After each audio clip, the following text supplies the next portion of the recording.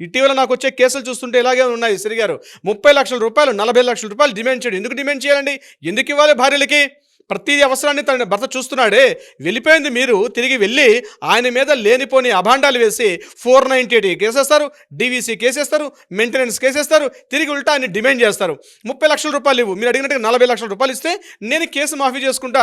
సింపుల్‌గా మ్యూచువల్ కన్సల్ట్‌కి వస్తా. అంటే బ్లాక్‌మెయిలింగ్ చేస్తున్నారు. గుర్తుపెట్టుకోండి భర్తలారా, మీ భార్య మిమ్మల్ని బ్లాక్‌మెయిల్ చేస్తే ఆమె అడిగినంత డబ్బు ఇవ్వకండి. కోర్టు ద్వారా మాత్రమే ఇవ్వండి. ఎలాంటి కోర్టును ఆశ్రయించండి. ఫస్ట్ మీరు సెక్షన్ 91, సెక్షన్ 202 ఈ వీటి ప్రకారం మనకున్నటువంటి సిఆర్పిస్ లొసుగుల ప్రకారం భార్య మిమ్మల్ని వేధిస్తున్నట్టుగా ఉంటే ఆ యొక్క ఆధారాలు సేకరించండి. ఆ వాట్సాప్ చాట్లు, ఆ మెసేజ్లు, ఆ వీడియోలు, టోటల్ డేటా అంతా కలెక్షన్ చేయండి. కోర్టును ఆశ్రయించి అవన్నీ కూడా కలెక్షన్ చేయండి. సెక్షన్ 182, సెక్షన్ 211 వీటి ద్వారా మిమ్మల్ని డిఫేమ్ చేస్తుందని, లేకపోతే మిమ్మల్ని బ్లాక్మెయిల్ చేస్తుందని, ఆమె క్రూయల్టీకి గురి చేస్తుందని, తప్పుడు ఆరోపణలు చేస్తుందని ఆమె మీద కూడా కేసు పెట్టే అవకాశం ఉంది.